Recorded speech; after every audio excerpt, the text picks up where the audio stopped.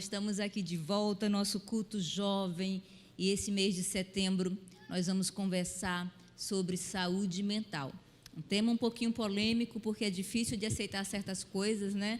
Mas a gente vai tentar aqui conversar, a gente está aqui com especialistas, pessoal da área de saúde que está estudando muito, se debruçando sobre esse assunto, para ajudar vocês que estão aqui na igreja hoje e você que está em casa nos assistindo. Boa tarde. Que bom que vocês aceitaram o nosso convite, estão aqui conosco. Todo mundo aqui já conhece mais ou menos, mas aqueles que estão em casa, que estão nos assistindo, que não conhecem a Igreja Adventista, não é? Alguns que estão assistindo nesse momento, a gente vai apresentar o Dr. Romário. Olá. Prazer, Dr. Romário Torres, é isso? Romário Torres Alcântara, isso mesmo. Muito bem. Também a Rívia, que de vez em quando eu chamo de Lívia, né, Rívia? Já acostumei. A Rívia é psicóloga. Ele esteve conosco no sábado passado, aceitou o desafio de novo de estar aqui com a gente. Obrigada, Rívia. E a Lorena Khalid. Pronunciei certo, Lorena? Pronunciou. Também psicóloga, obrigada por você estar aqui conosco. Vamos fazer uma oração para iniciar essa conversa? Querido Deus, maravilhoso Pai, obrigada, Senhor, por nos amar tanto, por cuidar tanto de nós, Senhor, apesar de não merecermos. Estamos aqui para Te louvar, para aprender mais de Ti, para compartilhar conhecimentos. Ajuda, Senhor, abençoa. Sê conosco para que possamos falar segundo a Tua palavra, segundo o que o Senhor espera de nós. Nos use como instrumentos. Toca os corações daqueles que nos assistem, que estão aqui na igreja, que vieram para ouvir a Tua palavra e aprender mais sobre como cuidar do próximo, que foi uma ordem Sua, uma missão Sua, Senhor. Amar o próximo, cuidar do próximo, está sempre em missão. Obrigada por tantas bênçãos, em nome de Jesus. Amém. O tema da saúde mental, ele é amplo, a gente não vai discutir isso em um dia, em um mês, em um ano, não é? São muitas as ramificações, são muitos os problemas, os transtornos. Hoje nós escolhemos 2 temas, os especialistas me alertaram, não é o pessoal da equipe jovem que pensou, o Rafael, a Jéssica, o pessoal da equipe jovem que pensou nesse momento.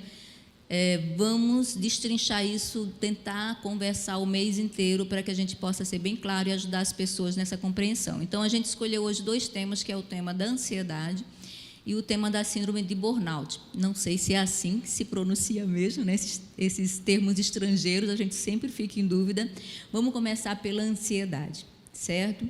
Às vezes a gente tem mania de dizer, estou tão ansioso, não é? Vai acontecer alguma coisa, estou ansioso, será que eu sou uma pessoa ansiosa, estou com um transtorno de ansiedade? Eu queria que vocês, especialistas, começassem a explicar para a gente, existe alguma diferença entre ansiedade e transtorno ansioso? É comum a pessoa ter ansiedade de vez em quando? Explica para a gente um pouquinho. Qualquer um pode começar. Vou começar. Então, há uma pequena diferencinha entre você ter um transtorno ansioso e uma ansiedade. Assim, a ansiedade é inerente ao ser humano. Todo mundo aqui que a gente perguntar, todo mundo vai ter um grau de ansiedade. Tem ansiedade. Ansiedade é um estado em que a gente tem que é natural, porque, imagine só, a gente vai fazer mais ou menos os adolescentes aqui que estão no ensino médio, vão fazer uma prova, ou está diante de algum problema. Então, é normal você ficar ansioso para querer resolver esse problema, certo? Então, esse estado que você está agora é normal. Todo mundo vai se preparar, o nosso organismo vai estar alerta, mais alerta diante de um problema, certo? Agora, quando isso já extrapola, ultrapassa, uma preocupação excessiva, um medo excessivo, aí deixa de ser uma ansiedade normal ou fisiológica, que nem a gente fala na medicina, para ser uma ansiedade patológica, um transtorno. Sim, certo? Mas como é que a gente sabe que está extrapolando? Então, quais são os sintomas que a gente nota que está extrapolando? Isso, para complementar, né, o que o Romário falou, a gente tem que ter 2 palavrinhas que eu sempre coloco, frequência e intensidade. Com que frequência você está sentindo essa ansiedade durante o dia? E a intensidade que você está sentindo ela? É só uma ansiedade, como o Romário falou, antes da prova, ansiedade de preparação, é esse nome dessa ansiedade. Então, se é essa, está tranquilo, é uma ansiedade saudável. Mostra que você está preocupado em fazer aquela prova bem. Aquilo que você quer fazer bem. Agora, quando ela está numa intensidade, uma frequência muito alta, a gente já está falando de transtorno. Entende? Quando começa a incomodar no cotidiano, nas atividades do dia a dia, a gente já está falando de transtorno. Lorena, e tem também sintomas físicos para esse transtorno de ansiedade? Tem. Como a Rívia estava falando, quando essa ansiedade extrapola o seu nível normal e traz uma intensidade, uma frequência e começa a atrapalhar as suas atividades cotidianas, ao invés dessa ansiedade normal que inicialmente todos nós temos e que nos impulsiona a fazer algo, o transtorno da ansiedade traz uma certa paralisação. Porque o medo, essa preocupação excessiva e o medo do que vai acontecer e das coisas que estão em volta, e eu começo a imaginar um monte de coisas, e geralmente são todas as coisas mais catastróficas possíveis, e isso me paralisa diante das minhas atividades, me incapacitando para realizar as minhas atividades cotidianas, mais comuns, de trabalho, de estudo, das atividades dentro de casa, das atividades com a família. E quando isso toma uma proporção maior, o indivíduo começa a ter reações fisiológicas mesmo. Tremedeira, o coração dispara, o suor, não consegue ficar quieto. Diversas. Como nós somos seres únicos, nós temos uma gama de sintomas físicos que fazem parte também desse rol de sintomas do transtorno da ansiedade, mas isso vai variar de indivíduo para indivíduo. Entendi. Às vezes eu posso estar ansiosa, minha mão começa a suar, minha perna começa a tremer, mas é a questão da frequência também, não é? Uma vez não é um transtorno. É a questão da intensidade e também da frequência. A importância que você dá para aquela situação que você quer fazer, né? Um exemplo bem rápido, Romário, para poder... Porque eu gosto do exemplo, que o exemplo fica mais fácil da gente entender. Uma paciente, para ela sair, ela tinha que usar 3 potes de álcool, para ela sair durante o dia e fazer as atividades. Se ela não tivesse com os 3 potes de álcool dela cheio, ela não ia tranquila. E foi o que aconteceu. Ela tinha que sair, ela tinha uma reunião para ela ser promovida no trabalho, e o pote de álcool estava um cheio, um pela metade e um ainda estava vazio. Mas com um cheio e outro pela metade, ela conseguiria passar o dia bem. Mas pelo costume dela, pela ansiedade dela, ela tinha que ter os 3. Ela voltou para casa no meio do caminho para encher o outro pote. Perdeu a promoção. Então, aí a gente está falando de um transtorno de ansiedade. Acabou com uma atividade do cotidiano dela. Entende? Estamos falando de um transtorno. E possivelmente, possivelmente é assim, se eu não encher esse terceiro pote, eu vou pegar todas as doenças, eu vou ficar correndo risco de vida, sempre numa intensidade muito grande, numa hipótese catastrófica muito grande, coisas que fogem da realidade. Esse transtorno ansioso, ele vai tendo como é que eu posso falar? Pode ser o início de outras doenças? Assim, na verdade, as doenças estão inseridas no conjunto. A gente chama de transtornos ansiosos, e dentro dele a gente tem as doenças, a gente se classifica. Tem o transtorno de ansiedade generalizado, tem as fobias, certo? Tem síndrome do pânico, são vários tipos de doenças. Eu ia dar um exemplo, por exemplo, que ela falou da intensidade, que eu peguei uma paciente uma vez que ela disse que quando ia sair de casa, ela não queria sair de casa. Aí eu perguntei, por que você não quer sair de casa? Não, porque eu tenho medo de sair de casa. Se eu sair de casa, algo de ruim vai acontecer comigo. Mas você já saiu de casa? Ela fez, não. E você se preocupa com sua mãe? Me preocupo muito com minha mãe. Eu acho que quando minha mãe sair de casa, ela vai morrer, ela vai ter um infarto no meio da rua. Tipo, mas é um dia cotidiano normal. Por que você está pensando isso? Ela não sabe explicar por que está pensando. Ela sente algo, ela pensa algo, que algo de ruim vai acontecer com a mãe dela. Não é um estímulo exacerbado. É uma preocupação, um medo que não é condizente com o que está acontecendo. Entendi. É fora do normal. E o que fazer quando a pessoa se vê numa situação como essa? A intensidade está muita, a frequência está muita. O que fazer? O que ela deve fazer?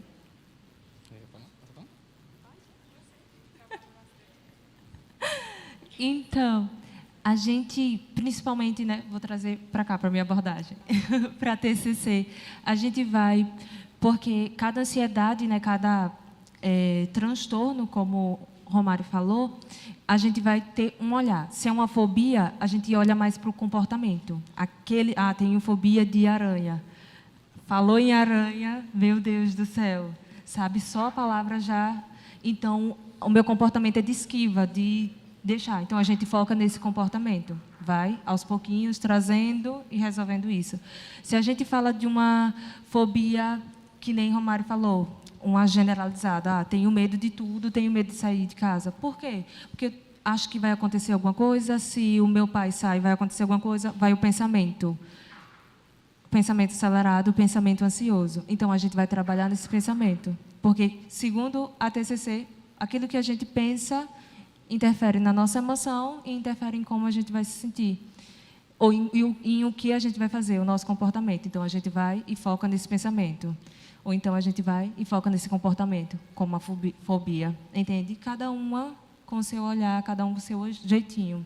E sempre aos poucos. Nada, estou com ansiedade, quero tratar isso, em uma semana está pronto. Não funciona assim. Certo. Detectar os sintomas e procurar ajuda profissional para que o profissional possa diagnosticar realmente que tipo de transtorno é que a pessoa tem. Não é isso, Lorena, Romário? Porque assim, cada transtorno vai ter uma abordagem diferente, como o Rívia falou. E também, a depender da situação, digamos assim, no mais complexo possível, no mais avançado, a gente vai ter que usar com medicações também. Cada medicação a gente vai pensar de acordo com o indivíduo, o que o indivíduo está sentindo, o que está atrapalhando na área dele. Se ele tem um problema para dormir, uma insônia, a gente vai pensar em um tipo de medicação. Se ele tem um problema de agitação, a gente pensa em outro tipo de medicação. Então, nenhuma medicação vai ser igual, não existe uma receita de bolo, certo? Mas, aí, assim, medicação, eu sempre falo para os meus pacientes que medicação é para ser o último estágio, certo? O primeiro estágio tem que procurar fazer outras coisas. Se é um problema familiar que está tendo, procurar resolver o problema familiar que está lhe causando uma ansiedade, está piorando sua ansiedade. Se é um problema de fobia, procurar um profissional. Eu sempre, pelo menos nos meus pacientes, sempre falo, olha, primeiro estágio de um tratamento para uma ansiedade, uma depressão, é um psicólogo. O psicólogo é o primeiro de todos, que vai lhe ajudar. Ele vai lhe conduzir, ele vai tentar entender o que está acontecendo com você, vai lhe ajudar você a compreender o que está acontecendo com você. Depois, a gente pensa em utilizar uma medicação. Então, a gente tem uma gama de profissionais aí, não é só médico, não é só psicólogo, é um trabalho em conjunto. Saúde mental é um trabalho multiprofissional. Certo? Não é só, vou só para o doutor, porque é o doutor que importa. Vou só para o psicólogo. Não. Envolve áreas sociais, envolve a área de médica, envolve a área de psicólogo, envolve a área de educador físico, envolve muitas outras áreas da pessoa. Entendi. E a gente quer até religiosa, agradecer... esqueci de falar, e a religiosa sim, também. E a religiosa também. A gente quer agradecer a Júlia, nossa querida Júlia, ela deu aqui o testemunho dela antes do início do nosso debate, muito importante. Não é? Vocês viram que a Júlia é uma menina jovem, alegre, cheia de dons, canta que emociona, faz a gente chorar de tanta emoção, o louvor que ela tem para Deus. Mas ela falou, eu tenho também meus problemas de ansiedade, eu tenho os meus transtornos, o meu transtorno, e ela sabe que isso ela vai precisar cuidar para o resto da vida. Então, é importante a pessoa ter essa noção. Eu preciso cuidar de mim, mas eu não sou isso. Não é verdade? A Rívia, ela estava me falando antes da gente conversar. Às vezes a pessoa, a primeira vez que eu ouvi falando isso foi um cadeirante. Ele disse, as pessoas olham para mim e veem um cadeirante, ou olham um surdo e só vê a orelha dele, né? Então a gente tem que parar com essa mania de rotular as pessoas e dizer, não, eu vou olhar para aquela pessoa e aquela pessoa é ansiosa. Isso não existe. Então a pessoa não é aquilo, ela tem aquele problema, mas ela está tratando. E, né, com fé em Deus, vai superar, vai aprender a conviver com isso. A gente tem muito pouco tempo hoje para conversar, certo? A gente vai parar um pouquinho, ou vocês têm mais alguma coisa para falar sobre transtorno de ansiedade, para a gente fechar e entrar já no outro tema? Alguma coisa que faltou pontuar? Eu gostaria de pontuar o que você acabou de falar, que eu acho muito importante a gente falar sobre isso, principalmente por estarmos dentro de uma comunidade religiosa tratando sobre assunto de transtornos mentais, da saúde mental, da nossa vida emocional, da nossa vida psíquica. Ainda, infelizmente, embora a gente já tenha, né, uma abertura muito grande para falar sobre isso, de estarmos aqui, né, falando sobre isso, ainda assim encontramos muito preconceito quando o assunto é saúde mental. Quando nós falamos de saúde mental, nós estamos falando de uma parte do nosso ser. Da mesma forma que nós cuidamos da nossa saúde espiritual, da mesma forma que nós cuidamos da nossa saúde física, procurando profissionais para nos auxiliar, seja um nutricionista, seja um educador físico, seja um cardiologista, seja um neurologista, seja do que for, daquilo que nós estamos precisando para cuidar da nossa saúde física, nós também precisamos estar abertos para cuidar da nossa saúde mental. O fato de termos problemas, transtornos ou questões pontuais que afetam a nossa saúde mental não tem uma relação direta com a nossa vida espiritual. Então, a nossa vida espiritual não está determinada necessariamente pela nossa condição da saúde mental ou por algum transtorno que eu tenha. E muito menos a minha identidade está limitada a isso. Então, você tem um indivíduo que é diabético. Você olha para o indivíduo e você trata ele como um ser humano normal. Mas ele tem uma questão de uma saúde ali, que precisa ser tratada. Da mesma forma, o indivíduo que tem algum problema na saúde mental, algum transtorno, alguma questão na saúde mental, ele tem uma questão. Ele vai além disso, as demandas, as atividades, quem ele vai muito além das questões da saúde mental. A gente precisa mudar esse olhar, não é verdade? Compreender melhor. Parabéns, perfeito. É esse mesmo entendimento que nós devemos ter. A gente vai começar a conversar agora sobre a síndrome de burnout. Esse nome, essa palavrinha, uma expressão em inglês, como eu falei para vocês. Eu não sei se a pronúncia realmente é essa. Eu ouço muito as pessoas no métier, no campo da psicologia da saúde, falando essa palavra, mas me perdoem se a pronúncia não for essa, certo? Ela vem do inglês e ela significa exaustão, não é? Eu peguei aqui, até escrevi, queimar até exaustão. Veja que forte essa palavra, queimar até exaustão. Ou seja, e é muito ligado ao trabalho, não é verdade? Romário, você explica para a gente melhor o que é essa síndrome? Explico. Burnout, ela é um estado que hoje está se falando, está muito em moda agora, veio mais de 2019 para cá, a começar a falar, porque a sociedade mudou, certo? Hoje a gente é mais exigido de várias coisas. Hoje não é mais, tipo assim, para eu ser um médico ou um arquiteto ou um engenheiro, não basta ser só engenheiro e você arranja um emprego. Você tem que ser um engenheiro, você tem que ter um currículo bom, você tem que ter uma pós, um mestrado, uma especialização, e sei lá o quê, sei lá o quê. O mercado de trabalho está muito competitivo. Atrelado a isso, as pessoas também querem hoje saber várias áreas do conhecimento. Então, a pessoa quer dar ao máximo que ela pode. E aí, só que a gente somos pessoas, assim, finitas, certo? A gente não consegue fazer várias coisas ao mesmo tempo. A gente não consegue dar conta de tudo. E aí, quando chega essa exaustão, quando você é sugado demais no seu trabalho ou na sua ocupação, quando você é sugado ao extremo, você começa a apresentar alguns sintomas, alguns sinais, como baixa autoestima, não tem motivação mais do que fazer, tremores. Muito parecido com estresse? É parecido com o estresse. Só que a gente tem que... Quer falar? Porque a gente tem que delimitar um pouquinho. Por exemplo, todo mundo aqui, quem vai fazer... eu esqueci de falar uma coisa. Burnout não é só quem trabalha. Hoje já está falando burnout de adolescentes, alunos no ensino médio, acadêmicos, na faculdade. Então, assim, o burnout, quando a gente está diante de uma pessoa, um estresse, todo mundo pode ter um estresse no trabalho. Eu no meu trabalho hoje, eu tive 15 pacientes para atender vou botar um absurdo, em 1 hora. Tipo, eu vou ficar atarefado, vou atender todo mundo, vou ficar estressado, agoniado. Beleza, isso é um estresse.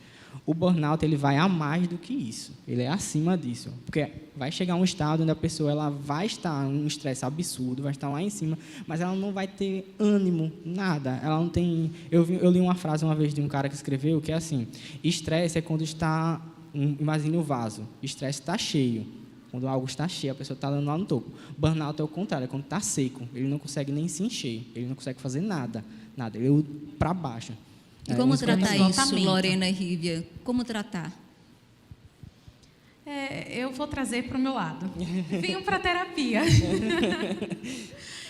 Porque nós precisamos também entender que a sociedade, como ela está caminhando, nós não vamos ficar sem sofrer as consequências do rumo que a nossa sociedade está caminhando e da agitação, da vida acelerada, da competitividade, dessa vida enlouquecida por sempre mais, eu preciso trabalhar mais, eu preciso ganhar mais, eu preciso estudar mais, eu preciso ser mais. Nós não damos conta, essa frase que o Romário falou, é isso, nós não damos conta, e hoje as pessoas têm tido muita dificuldade de reconhecer isso, que nós não damos conta de tudo.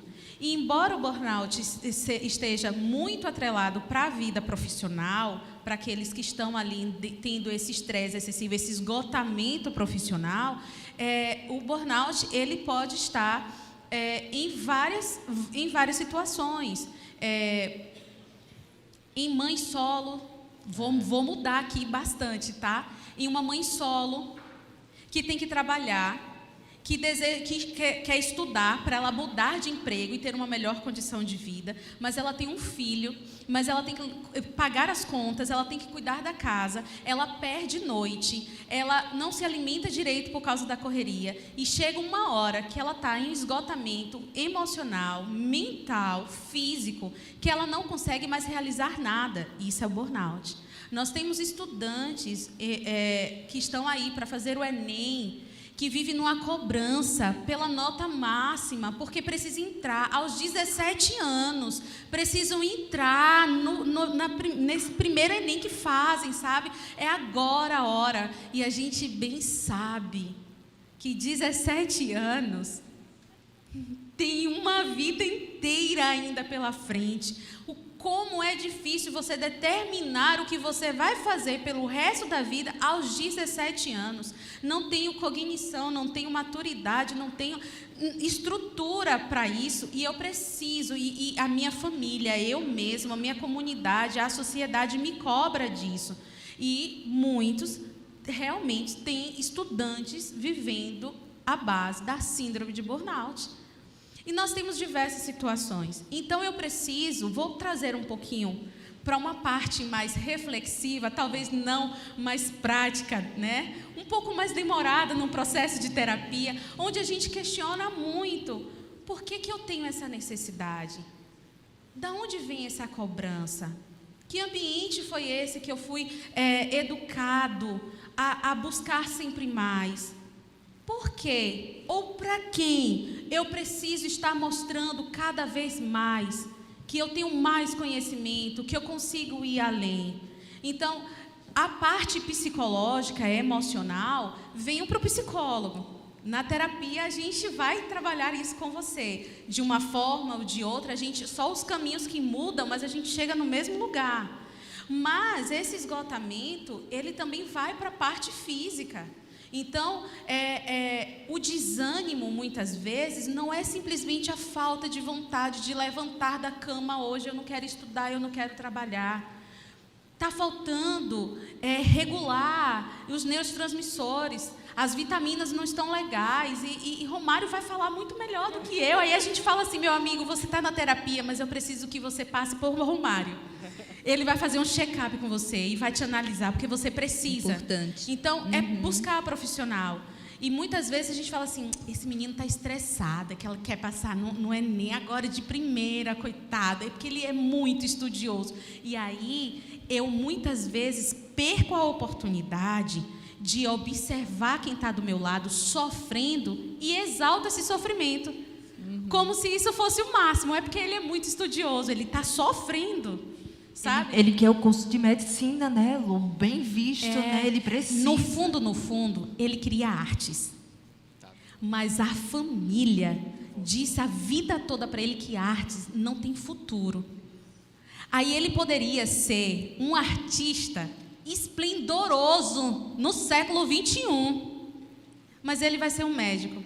Não porque ele quer, não porque ele sonha, mas porque a família quer. Isso é estressante. Aí fica frustrado. Vai ficar frustrado, porque é totalmente diferente. Junta tudo, né? Frustração, o cansaço, a exaustão de ter que Isso. E estudar. outros cursos também que sejam na universidade pública, porque a família às vezes não pode bancar uma particular e está muito difícil entrar na pública. Né? A gente sabe a dificuldade que é para entrar em qualquer curso de uma universidade pública. Então, às vezes, também não só os cursos esses mais difíceis, né, na questão de pontuação, mas qualquer outro curso é bem difícil. Quando a Lorena falou dessa forma, vou puxar para mim, é porque ela tem uma terapia, uma linha diferente da Rívia, tá? Elas escolheram especialidades diferentes no campo da psicologia, mas elas pontuaram para vocês que é importante procurar terapia, né? Mas essa questão que você falou agora, Lorena, é muito importante, e eu presenciei isso na minha família, quando a gente pensa que a pessoa está só com esgotamento, né? E às vezes é uma falta de vitamina, é uma falta de um mineral, tem que fazer um check-up primeiro, completo, para você analisar e tudo mais. E os 8 remédios naturais são importantes, ajudam também nessa questão?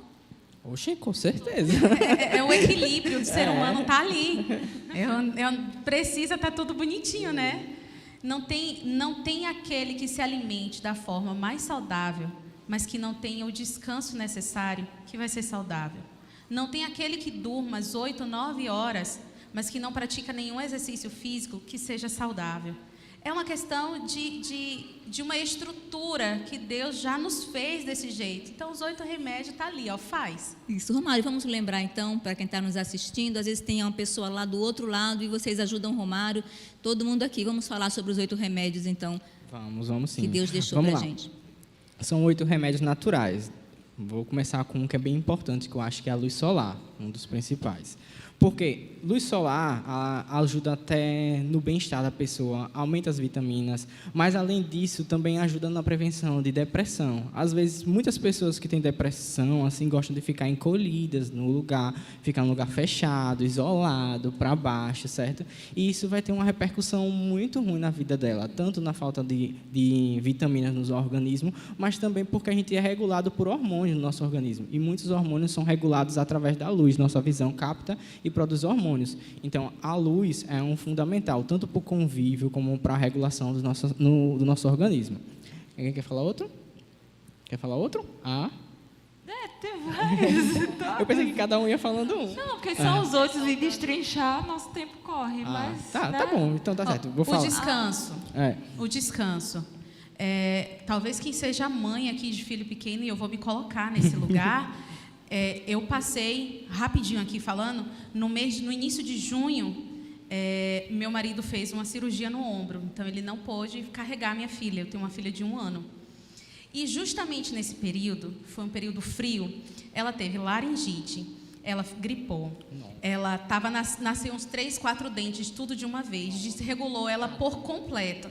Eu passei uma média de 1 mês e meio, 2 meses, vendo o sol nascer, todos os dias. Todos os dias.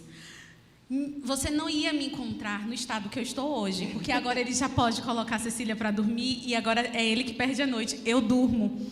Mas a gente fica totalmente descompensada. A gente não consegue tomar decisão, a gente não tem paciência, a gente realmente só quer ficar dentro de um quarto dormindo, porque como a gente perde sono, a gente quer repor o sono, mas não repõe sono. A gente não consegue repor sono, noite perdida é noite perdida. E a gente percebe que a estrutura física e psicológica mesmo, ela fica totalmente desestruturada sem o descanso. O reloginho biológico, né? Perde todinho. Sobre o descanso, Luz do sol, descanso, sim. Eu tenho uma coisa para falar sobre descanso, que é até relacionado ao Enem. Parece brincadeira, mas quando eu tentei 5 anos para vestibular de medicina. 5 vezes eu tentei, passei no 5º. E aí tá ali minha esposa, para não deixar mentir, que no ano que eu passei, foi o ano que eu menos estudei.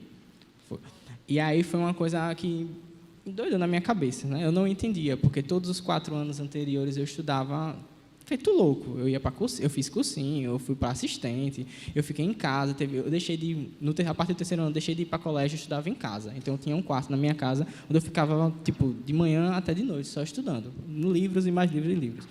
E no ano que eu passei, eu acho que eu tive um burnout, porque no ano que eu passei eu estava esgotado. Eu não queria pegar em livro, eu não queria nada mais, eu não fazia nada.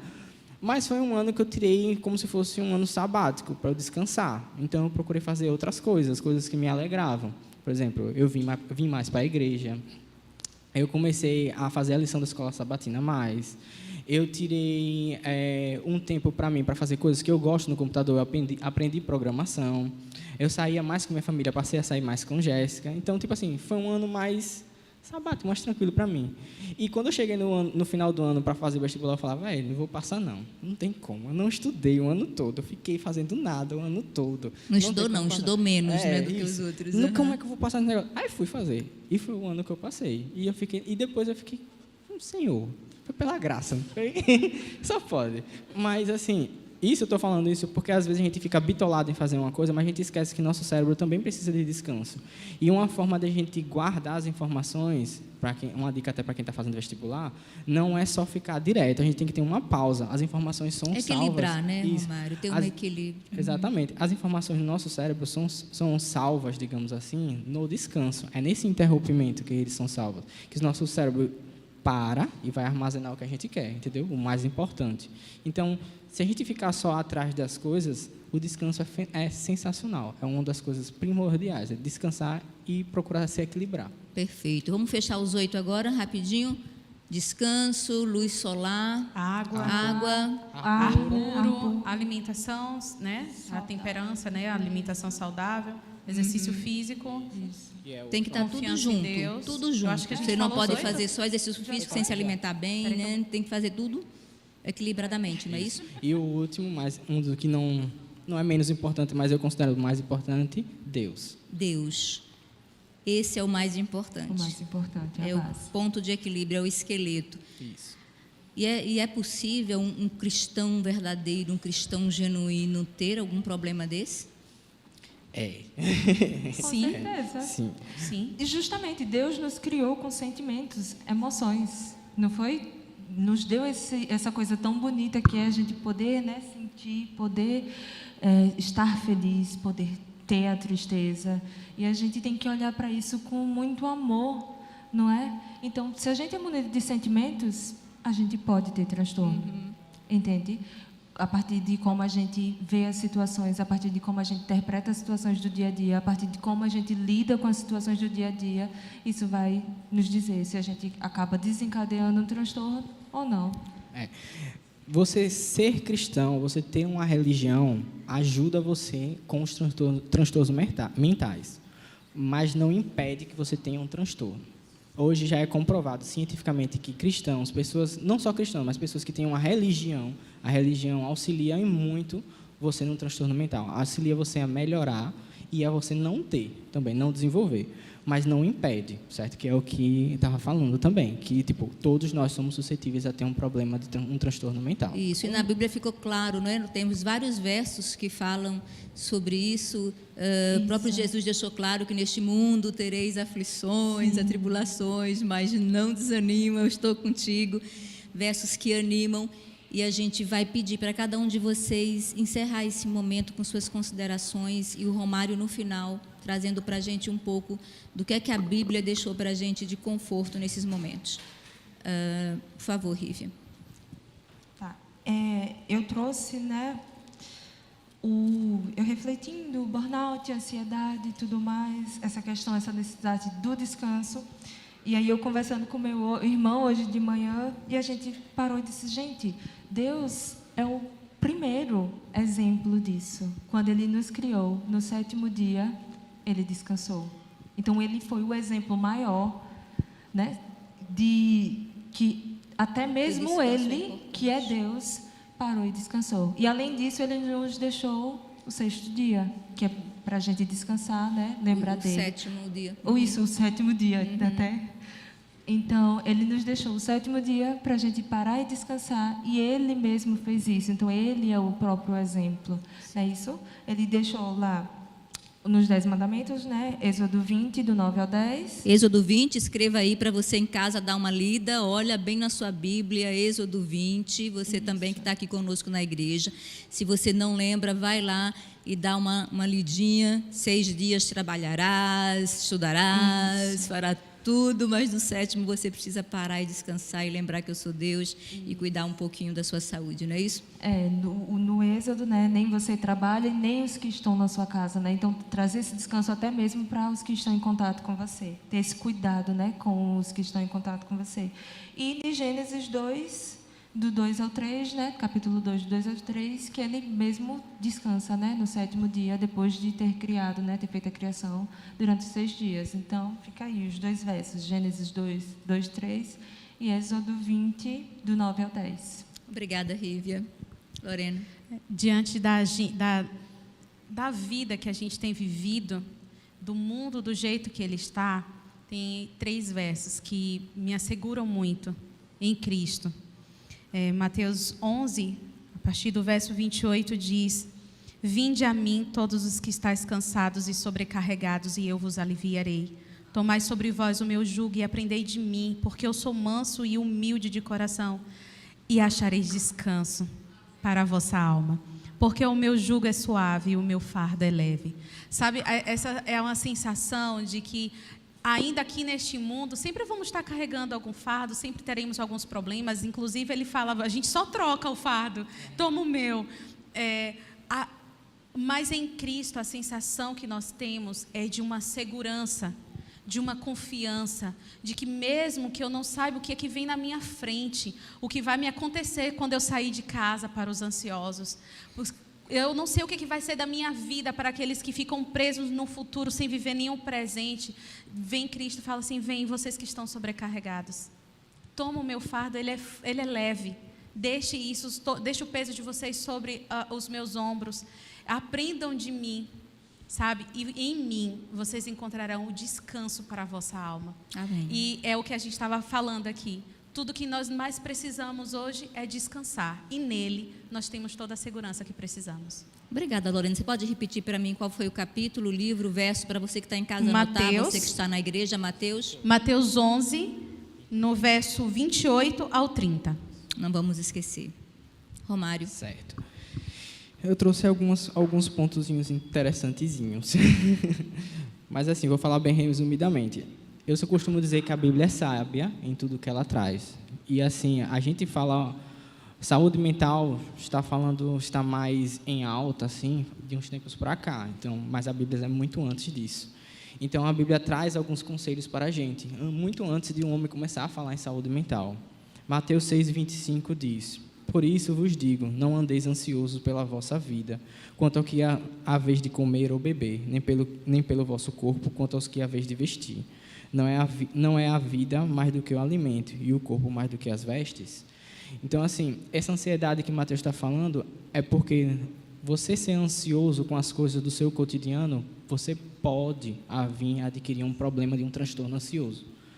Isso não quer dizer que você vai, mas se você for ansioso com tudo que você está no cotidiano, ficar atento, alerta o tempo todo, preocupado em excesso, você pode vir a desenvolver um transtorno. Então, a Bíblia há muito tempo já falava disso, em não fique ansioso.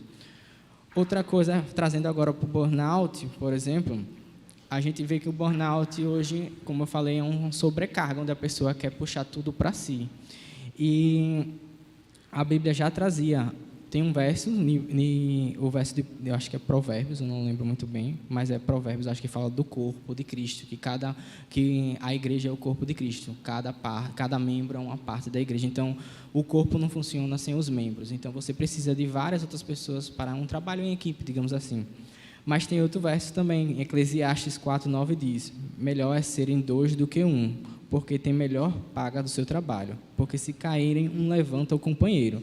Aí, porém, do que se estiver só, pois caindo não haverá quem o levante. Então, esse verso fala o quê? É bom sempre ter alguém para te ajudar. Não busque puxar o trabalho todo para você. Divida as tarefas. Não queira fazer tudo sozinho. Não queira ser o melhor sempre. Você não precisa ser o melhor. A gente não precisa ser o melhor nessa vida. A gente só precisa ser o melhor na caminhada cristã. Não é nem ser o melhor, é ser o que precisa. Mais semelhante a Jesus. Isso, esse é nosso alvo, exatamente. ser mais semelhante a Jesus. Exatamente. Não ser melhor do que ninguém, mas ser mais semelhante a Jesus. E o último que eu queria fechar era trazendo o que Lorena falou já, que era 1 Tessalonicenses 5:14. Eu queria que vocês abrissem a Bíblia de vocês, 1 Tessalonicenses 5:14. Você que está em casa também, pega a tua Bíblia, 1 Tessalonicenses, capítulo 5, verso 14. Vamos ler juntos e refletir com Romário agora sobre esse verso. Exortamo-vos também, irmãos, a que admoesteis os insubmissos, consolei os desanimados, amparei os fracos e sejais longânimos para com todos.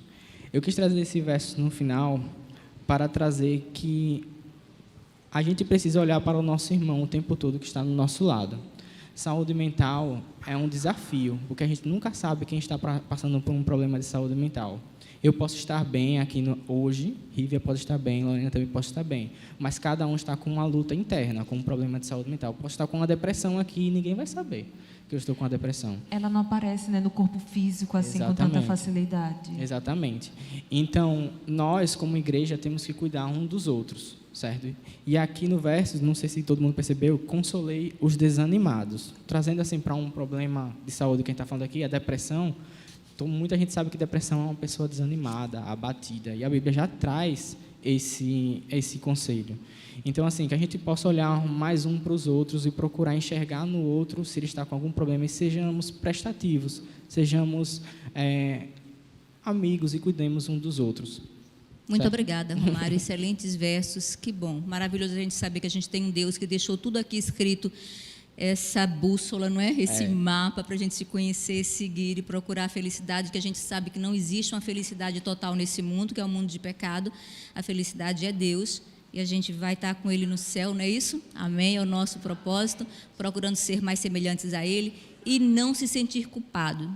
Se algum dia você se sentir desanimado, se algum dia você detectar, ou o seu médico, que você tem um problema mental, um problema emocional, não se sinta culpado, não se sinta frustrado, não fique envergonhado, tá? Porque esse mundo não foi o mundo que Deus criou para a gente, mas Ele prometeu que Ele estará conosco até o final. E nós, que estamos um pouco melhores, não é isso? Porque ninguém sabe o mundo de amanhã. A gente que hoje está um pouco melhor, vamos consolar e vamos cuidar daqueles que não estão. Vamos ficar em pé agora nesse momento, a Lorena vai orar conosco, a gente vai agradecer pelo sábado maravilhoso que tivemos e pedir a Deus por essa semana que está começando. Vamos orar. Querido Deus, nós louvamos o Teu nome por esta oportunidade que o Senhor nos dá de estarmos em Tua igreja, com o Teu povo, discutindo um assunto tão importante, tão relevante para a nossa saúde.